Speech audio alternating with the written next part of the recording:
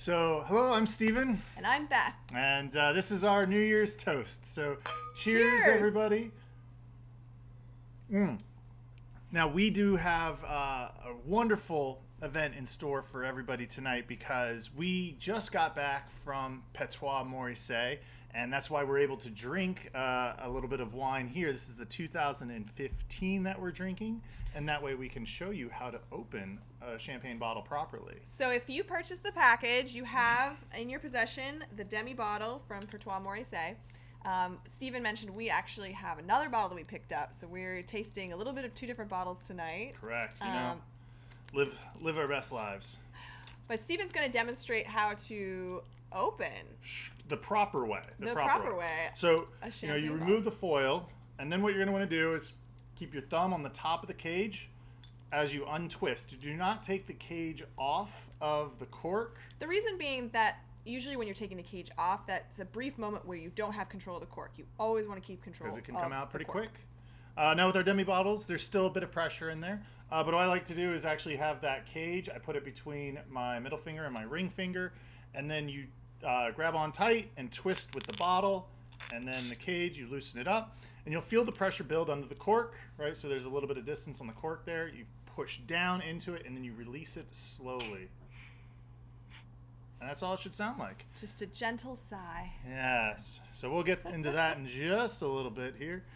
I think I want to kind of share a quick little story before we get into today's cheers. And that's just one of the things that I think is important about these virtual wine events. And that's feeling comfortable when you're purchasing wine. So we talked about Cremant at the beginning of this month. And now we're talking about champagne. So that way when you go into the wine store, you have a little bit of understanding about what you're looking for, and you can ask questions, you can say what you like, what you don't like, you have preferences, you have the right vernacular. So hopefully we'll be giving you some of that today. Exactly. Now, one event that did happen during our holiday adventures was that we went out to a nice dinner, and my brother asked me after I had ordered the wine. I ordered a white and I ordered a red in record time, and he's like, how did you read through all of the book, and how did you know which two wines to order specifically? And well, the long and short of it is that we do have an understanding of what wines will pair best with the food, but we also did our homework, right? We went ahead, we looked at the wine list before we even went to the restaurant. So don't be afraid to kind of do your homework ahead of time if you're going out to a nice restaurant and you do want to be prepared to order a nice wine. I also want to give a thanks to Beth because she looked through the menu and ordered, gave me some recommendations. So I didn't have to look at the wine list and then immediately frantically look at the food list. She was just like, hey, you're probably going to like these two dishes. And then I picked. So anyways, we hope that we can help provide a little bit of confidence and comfort when you're ordering out at a restaurant. So hopping right into it, as we talked about Cremant, that was our beginning of the month event. Yeah, that was our first event with VINO. That's right. So here in our second event, we are still in France, and we are flying to a very special region that also makes sparkling wine, maybe the more famous region that makes sparkling wine, and that is Champagne. So this map still shows all the regions of Cremant, but we have the little plane landing us in the Champagne region of France. The Champagne region. And one of the things that once you start diving into wine education, you get to the point where, of course, everybody knows that Champagne comes from the Champagne region of France. And a lot of people, that's where it stops. But once you get inside of the Champagne region, people start delineating different regions. We have... Tonight we're drinking a wine from the Côte de Blanc, which you'll see right there in the middle. But other very important regions to be aware of are Montagne de Reims, Vallée de la Marne, and much farther south. So in this map, they actually sort of show it's a bit separated from the others. Is Côte des Bar, and that's in the Aube region, which is a different region. All of these are parts of Champagne, and you will find everything from wines made specifically from these regions, specifically from villages in these regions, to wines that are made up of grapes coming from all of these regions. Correct, yeah. When we were over in Champagne, drinking champagne, we did a blind tasting, and I was able to say that I couldn't quite place the wine between a Vice and Cremant, which is in the Côte de Blanc. And sure enough, that wine was a blend between those two regions. And so once you start thinking about, even inside of Champagne, where specifically your grapes are coming from, you can start to pick up that typicity, that linear, that what brings it all together. Sure, and one of the most obvious things that you will get when you start to taste more champagnes is these regions are known for certain grapes. So, for example, the Vallée de la Marne is going to have majority Pinot Noir and Pinot Meunier. However, Côte de Blanc is going to have majority Chardonnay.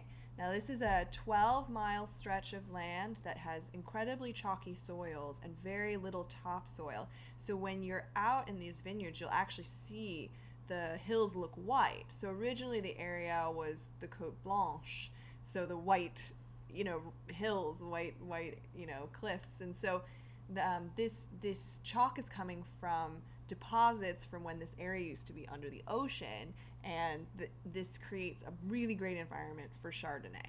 And it's really kind of pretty neat. A lot of the vineyards, especially the growers that are out there working the fields all the time, they'll find fossilized rocks and take them back to the tasting room just to show that it was, the mollusks are very visible in the rocks. Yeah, and this type of soil is great when it comes to water management. So it drains well, but it also will keep water when it's very dry. And so it creates a really great environment for the grapevine's roots. In this image, you can see, we don't expect you to be able to read everything, but there's delineations of the different villages there. And some of the most famous villages are Cramont, which is different from Crémant. So keep that in mind. If you see Cramont, it's not the same thing. It's actually a village in Champagne. There's also Avise, Auger, and Les Mines-sur-Auger, and Chouly. These are all, Vertus, these are all different villages around here. They're very, very important. And tonight, we are drinking a wine that is from 4 different Correct. And it is... they have different vineyard sites in multiple different of these regions, but everything is vinified, if you will. It's created in the Moriset, where Pertois Moriset's production is based, and they're looking to expand. Yeah. So before we get into a little bit more, we're going to take a step back and talk about what is sweetness when we're talking about sparkling wine, specifically in Champagne. So, for instance, you're out shopping for champagne. You're thinking, what do I want to buy? And I think it can get a little confusing about what these different words mean. And it is actually a little confusing. If I saw dry in the store, I would assume dry is very dry. However, it's actually one of the sweeter wines as compared with Extra Brut and Brut Nature. Well, so why is it called dry? Do you know? Why don't you tell us, Steven? It's a legacy term. So, as we said previously, that champagne used to be very sweet. And we would dip cake in it. We would dip cake in it in order to have that very robust and joyous expression of the wine, and then for the champagne. And so dry and extra dry still had a lot of residual sugar in it. It was just a relative term. It was relatively dry, relatively extra dry. At one time. But then there's this confusing nomenclature for at the beginning, that extra brut and brut, extra dry and dry. Anyway, the most important thing is to know that if you like it on the drier side, you're probably going to want to stick to extra brut, brut nature. You'll also sometimes see zero dosage. There's a few other ones. We heard someone recently say that they prefer not to use Brut Nature because natural wine is becoming so popular, and they don't wish for this to confuse the consumer. Brut Nature is it's indicating the amount of sugar. It is Correct. Not indicating any kind of natural production. So some people use zero dosage instead, which means that they didn't add any sugar during the production process. If you take a look, bone dry, 0 to 3 grams per liter of sugar, most people can't taste that. But sometimes when you start getting up to 10, 11, 12, sometimes people can even taste 6, 7 grams per liter. You can start to detect it a little bit. But, Stephen, why would someone want to add sugar to the wine? Even if you can't taste it? Yeah. Well, it's because it changes the mouthfeel, the texture of the wine. At 0 to 3, it can have this laser acidity that just sometimes feels like maybe it's its own thing. It's not that it's out of balance. It's just there's such an intensity But that can create a tension as well. It can be what the winemaker is going for, and it is an expression, it's an experience, but it's not for everybody. You know, when we're looking at our big house champagnes, they're really in that brut region, that extra region between 6 and 12 grams per liter, because it makes this warmth, this roundness to the sparkling wine, even though you can't detect it. You know, we know that we add salt to dishes, but not all dishes taste salty, but there is salt in it. So this is that same kind of feeling. And sometimes you'll see extra brut and brut when even there isn't any added sugar, and that's because if you take a look at the ranges, they actually go all the way down to 0, and that's more of a choice of the marketing, really. Of course, yeah, that's absolutely right. And they can pick what they want to put on the label, and sometimes it can be confusing between extra brut and brut. You know, so it's really how the winemaker and how the marketing team wants to express their wine to you as the consumer is what they pick. We have found that many bottles do put the dosage on the back label somewhere, so you can take a look for that, and that can help you make your decisions too. Okay, so sweetness is one way that we can create a mouthfeel. We're going to talk about a couple of different ways that we can create mouthfeel in the wine. But first, videos and pretty pictures. Yay, pretty pictures. So this is us. We are now entering into Pertois Moriset. So this is some video that Stephen took when we were over in France. So this is just the house. It's a very short video. Yeah, production facilities and the house. So this is when you first walk into the production facility. We're on the first floor that we walk into, and now we're going to go down eventually through our tour, but we can see the top of the press here, right? At the very top here, you can see like a little conveyor belt, and so they'll bring in the buckets from the outside along that conveyor belt, pull them off, and then dump them. So right now, you couldn't dump the grapes into it because the cylinder is actually upside down. So they would rotate it 180 degrees. It would be open. You dump the grapes into it, and then it's closed and it flips over to the other side. What's really fascinating about grower champagne specifically, but also it's really becoming popular, is that they're not crushing the grapes. It's not this physical force anymore of a guy really using a pneumatic press and beating the grapes up, because if you crack the grape skins with the juice, then you're getting extra phenolics that have a little bit more astringency, which might impose some bitterness that is not what the winemakers want to have. So it's this bladder that inflates, and it slowly inflates and allows the juices to slowly be extracted out from the berries. And it's very there's a lot of precision here. And a lot of expense to do this process too. But these are some very expensive grapes, so they like to treat them very nicely. And so this is the underside of that press, and we can see that opening there. That opening, it would be closed during the pressing cycle, and what we have is the juices flow out into this collection tank. And one thing to note about this collection tank is that there are 3 different partitions here.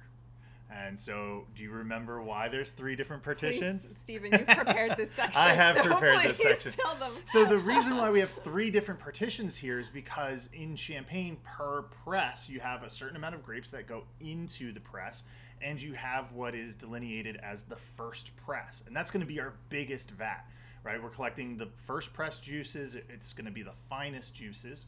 And then the second amount of grapes is coming from the second press, right? We don't want to release the pressure and the tension of the grapes and our little bladder that we have. They just move over and start dumping it into this far right tank, and that's our second press. And then the smallest tank that we see here is the third press. And that third press is going to have a little bit more astringency into it. Pertois Moriset does not do third press at all, but some places might do it and turn it into a fortified wine, make it into hand sanitizer. These types of things can be used with that third press, really, getting as much out of the grapes as possible. But your premier bottles, your fine wines, they're going to be not from the third press. No. In fact, almost all of the wines that we're drinking, the wines that we're drinking here are coming from that first press. So once we press our juices, we're going to collect it. We can see the nozzles there where you can extract the juice from the tank, and it goes into stainless steel vats. And these are going to be for, hold on one second. And these are going to be for our fermentation process. And so this is, again, just a little video giving you a sense of what it looks like. We have these giant tanks on the wall. That's for our bigger ones. But then we also have these little tanks. And all of these tanks are going to be different places. So they're taking grapes from different plots, different vineyards, and they are separately starting the vinification of these so that they can be later blended.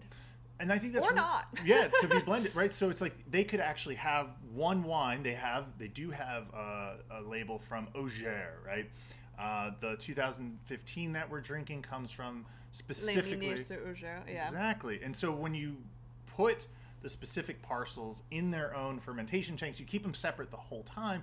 It gives another layer for the winemaker to play, right? They're not all blended together and then you're just stuck with whatever comes out of it. You can blend these different plots. So as I mentioned, some people choose to keep a single plot or single vineyard or single village and make the wine out of that. But some people will be blending lots of them together to create a house style. Exactly. All right. Oh, more tanks. Super fun. When you have your bread and butter, you're gonna ferment. We'd actually age some of the wine in these tanks as well, and control the oxygen amount. But we can also store our wine in barriques and barrels. And so Pertois Moriset kindly let us, go down and check out the whole facility, and they had a really beautiful display of different barrels, so made out of different materials and different sizes, and all of this can help them to make beautiful wines. So larger casks tend to have a more neutral effect. Smaller can have a stronger effect. The different types of wood can impart more or less to the wine. There's a lot of play you can do there. Right, you can control the oxygen. One of the things that's fascinating for everybody who's drinking our bottle from the package is that there is no malolactic fermentation that happened in this specific bottle. And so malolactic fermentation is a way that we can soften the palate, but it does impart some of these oak notes or buttery notes, depending on how much malolactic fermentation happens. But it does soften the acid, right? Because we've converted the malic acid through malolactic fermentation. So that doesn't happen, but we still have a very rich, lush mouthfeel. And do you want to share how we get to that?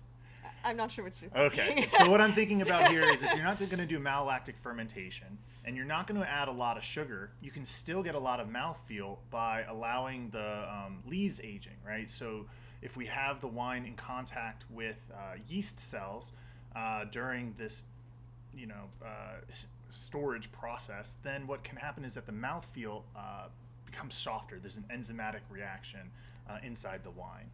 Yeah, so again, lees are dead yeast that we allow to stay in contact with the wine. Lees sounds so much more romantic, but lees aging can be a really lovely way to add, again, just more flavors, change the textures, change the acidity, the feel, So it's a lot of fun to learn about and think about all the different ways they can let the grapes shine. Now, not most, I'd say a lot of the producers are still really endeavoring to let the land speak for itself. But even when you're doing that, there are choices you have to make. Yeah. Another thing that happened during our tour was that our tour guide, she was the winemaker, correct? Yes, and she had just started recently, so that was very exciting. She was so excited about the different barrel manufacturers, and she was talking about how the different grains allow for either finesse to the grapes or more fruit characteristics, and I just loved her passion. That was really... She was really excited, and they were going to get a few more barrels coming in soon. She was really excited about that. She was really excited about these. Yes, these They're are very pretty. From Austria. Mm-hmm. And the amount of wood to wine contact allows for this more neutral approach. But what she really loved about this was that you have this low headspace at the top, right? So when we have a more round, there's more, like there's more oxygen at the headspace per volume of fluid. But this changes that, and she preferred that. Yeah, so we had a question in the chat. Do wine barrels ever involve char levels? And the answer is wine barrels absolutely involve char levels. Whenever you're ordering wine barrels, you can order toastiness levels.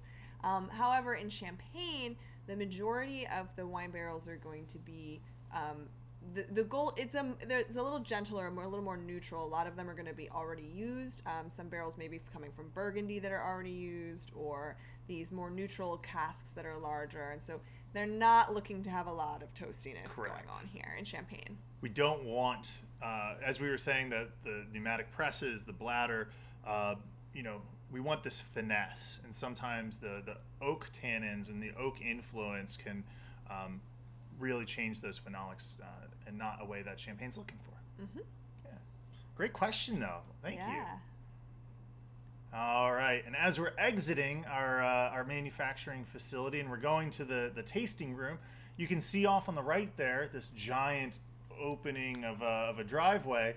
There's that little rock structure, and so that's actually going down. What we're walking on here is the cellar. So all of their wines, and I think it's like 200,000 bottles. I believe that's about the right number somewhere per around year. there. So Which is crazy. There are larger and there are smaller. True. Very true.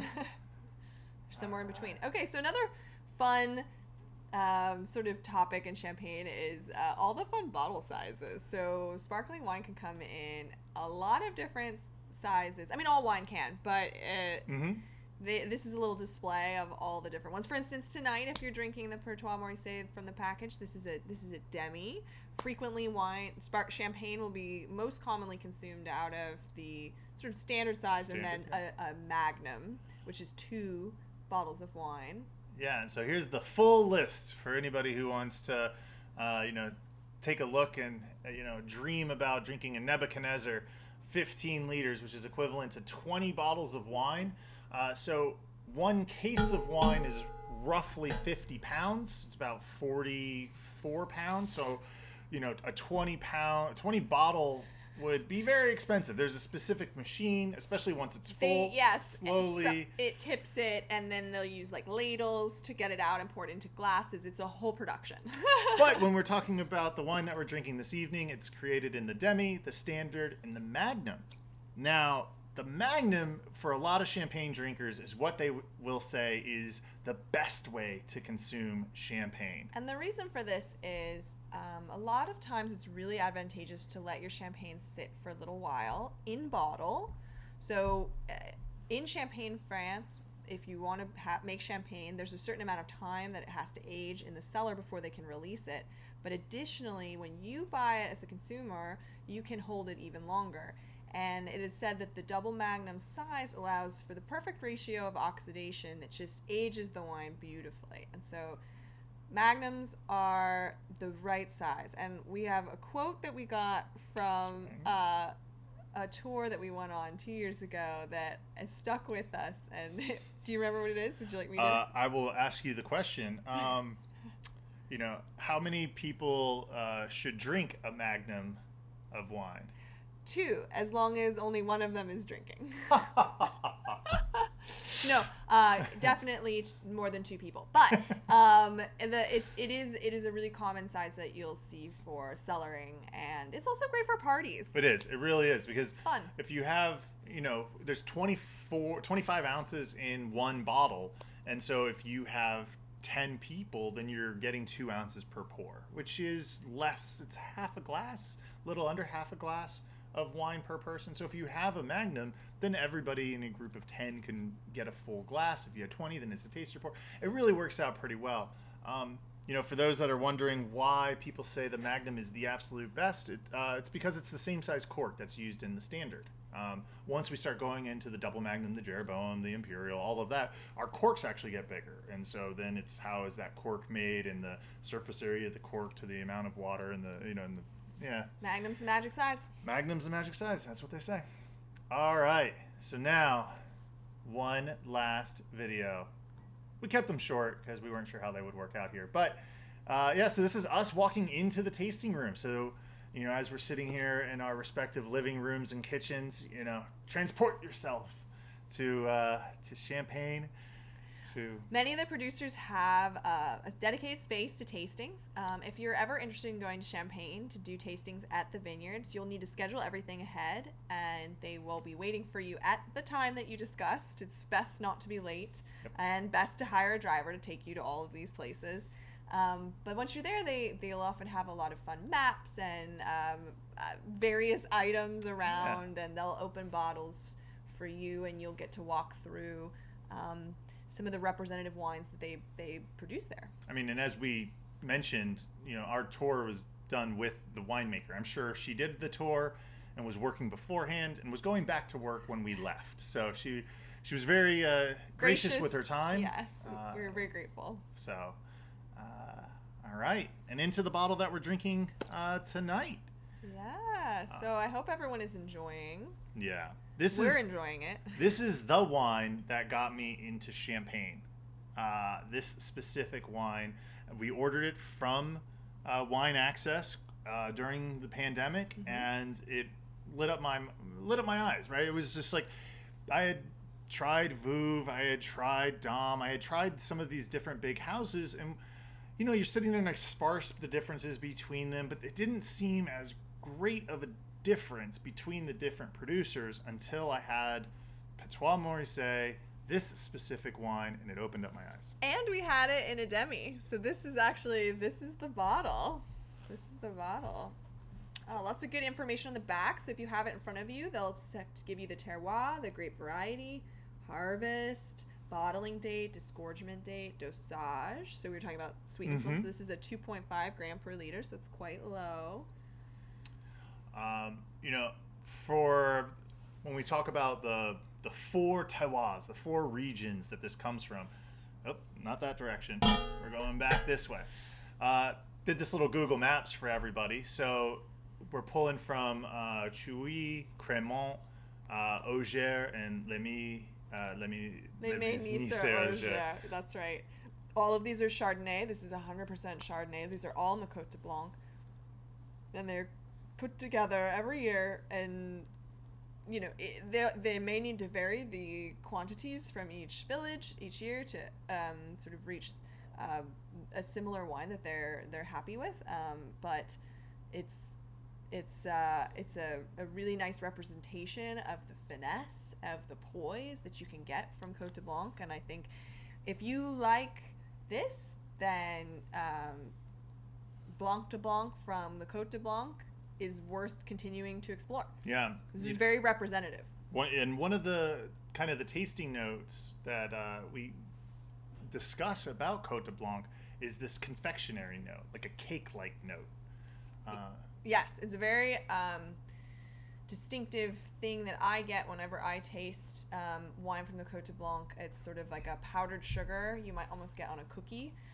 But it's interesting because everybody is going to taste and smell things that are different based on your life experience, the moment that you're in, the food that you're eating. And I've even had someone say that they frequently get a glue smell. And that's just for them, that's what they perceive. But a really popular note that you'll see professionally is acai berry.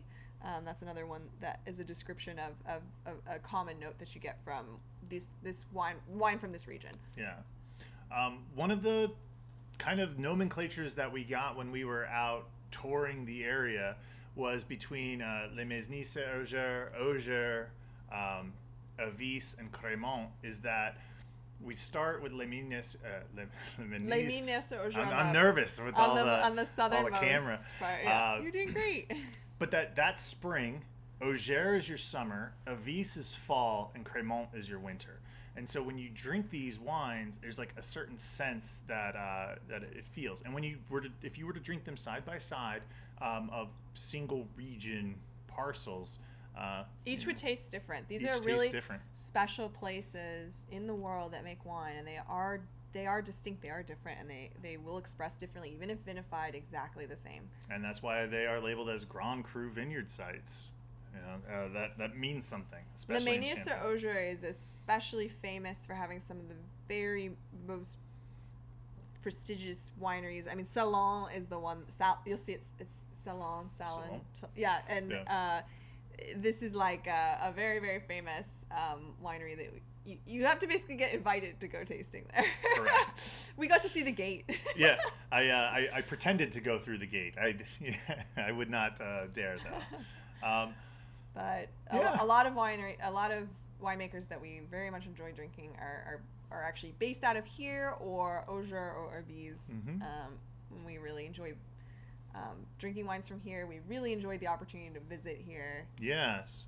And I think one last thing to kind of mention is that a lot of champagnes that when they don't say any vintage on it, they're pulling from perpetual reserves. They're not just blending willy-nilly. What's a perpetual reserve, Stephen? So a perpetual reserve is wines that are from previous vintages, and it's a blend of previous vintages. And we say... They kind of keep it as a soup, and they just sort of let it keep going. And there's different ways to hold them, right? So we know from fortified wines, it's called the Solera method if it's held in wood over, throughout the generations. But that's not necessarily true, right? We can hold them in stainless steel. We can hold them in amphora. We can even hold them in, stainless steel, right? So stainless steel barrels or tanks, which can have different effects. And that was kind of cool. I got to see my first stainless steel barrel at Pertois Moriset, so that was kind of neat too. Yeah. And they impart different aging characteristics to the wine, but it allows again for the winemaker to play, to give this representation that they want the wine to have when you open it, wherever you are. Yeah. So this one saw 3 years of aging before it got to you, and you can, as I said, you can see on the back. It's really fun. This is becoming more popular. They'll tell you when it was disgorged, the disgorgement date. What's disgorgement again? So just a reminder for everybody, right? Disgorgement is when we tirage, we take the base wine, we add sugar, we add extra yeast, we put a cap on it, and then at some point we disgorge it, right? We get those dead yeast cells out of the wine, and that's this disgorgement. We cork, we cage, we foil, and then we lay it back down. They lay it back down, they ship it to you, you lay it back down, and then you consume it with friends. So you might be interested to know the disgorgement date because that's going to tell you how long it's been aging in bottle. So yeah, it can be kind of fun to see that. We've stumbled upon a few bottles that they don't say a vintage on the outside, but when we check the disgorgement date, we realized, oh, this is like a 7-year-old bottle. This is great, very exciting, Correct. Fun to try. And it helps the consumer to know, like, if you have a vintage champagne. And then there's the disgorgement date, and then when you're consuming it, you can do a little bit more calculus then. Some producers will actually do that bottle aging for you. So some of the big famous ones will keep the wine in its final bottled form, with cork and cage and all that, but they'll keep that in the cellar for another 5, sometimes even 10 years before releasing it. That use of real estate, the waiting, the time, that means that bottle is going to be very expensive because they were willing to hold it all that time in their cellar, taking up space. That's what makes it nummy, though. So. Yeah, they can be really, really good. Aging things in the cellars there in Champagne is the perfect environment. There's just this perfect level of moisture, temperature. It's dark. It just really is special. It makes wine do great things. Wonderful, wonderful. All right, and so thank you all for joining. This has been fun, and we're going to be coming back in the new year and moving forward. It's going to be every Wednesday at 7:30, I believe, is what we're shooting for. Every third, not every Wednesday, every third Wednesday. Every third Wednesday of the month, we're going to be gathering here, talking about various bottles of wine, and we hope to move forward with that cadence into the new year. Yeah, we're looking forward to seeing you in